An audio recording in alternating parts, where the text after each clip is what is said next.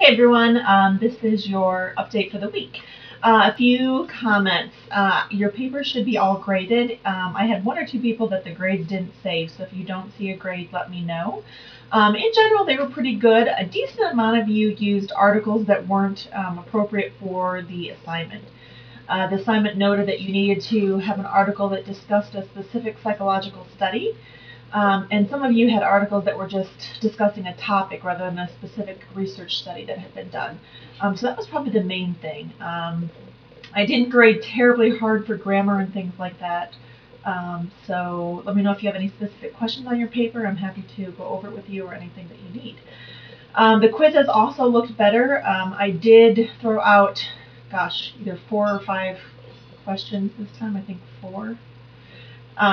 So again, those were questions where there was something wrong with the question itself, where several of you got them wrong.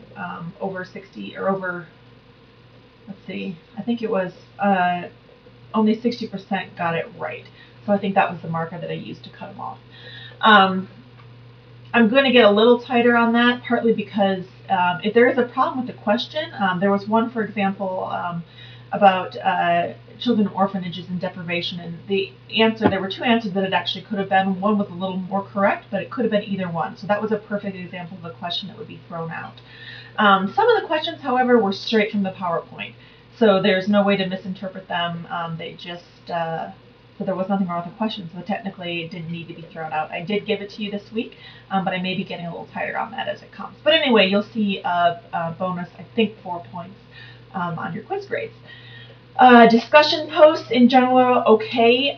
Some of you are not doing them. That will add up at the end of the semester to quite a bit of points, so I recommend you do them. Some of you are not quite answering the entire question. I've been pretty lenient so far. As long as you've had a response, I've given you the full credit. But especially if there's been like a 2-part question, you're not answering the full thing. So just make sure you do that in those. This week we are going on to sensation and perception. So sensation is kind of how we take information in. This is based on your senses, obviously. So traditionally we have 5 senses, and some folks will argue that there's other senses as well.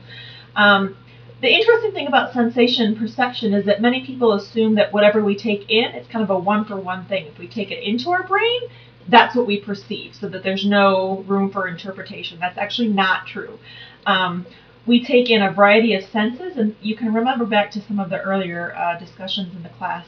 There are a lot of biases, a lot of things that we don't pay attention to, things that stick out to us. So in a lot of ways, there's an entire world for us to sense, but we do not perceive it in the same way. So for example, if I look at a picture and someone else looks at a picture, we are sensing, our eyes are working the same way to see that picture, but what we actually see, what we perceive to see, may be totally different. And perception is therefore based on your own experiences and what matters to you. So you're going to take all of who you are, the experiences that you've had, what you like, what you don't like, what you're interested in, all of those things reflect on perception. So, for example, I remember when I was in college, I was sitting taking notes in a classroom, and I looked at my friend who was sitting in front of me, and we were obviously listening to the same professor lecture, and her notes looked completely different than mine. So as far as sensation was concerned, which is how the ear works to take in sound, both of us, it was working the same way.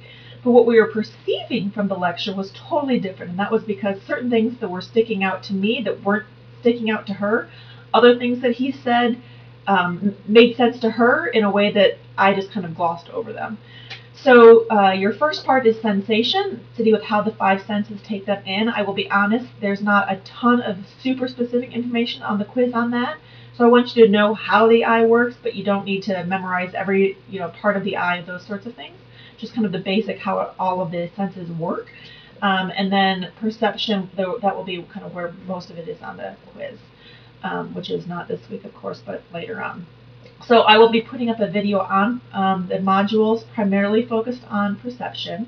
And of course you have your quiz due this week. That quiz is over the sections on human growth and development. So those were split up, but just remember there was the one on childhood from fetus, embryo on up, and then your teenage years, adulthood, and aging. So all of that lifespan development, human growth and development is on the quiz for this week. let me know if you guys have any questions. Let me know if links don't work. I've tried to catch them all, but it's kind of an endless process. So let me know if there's anything that's not working or things that you would like to make it a little more, a little easier for you. Have a great week. Thanks.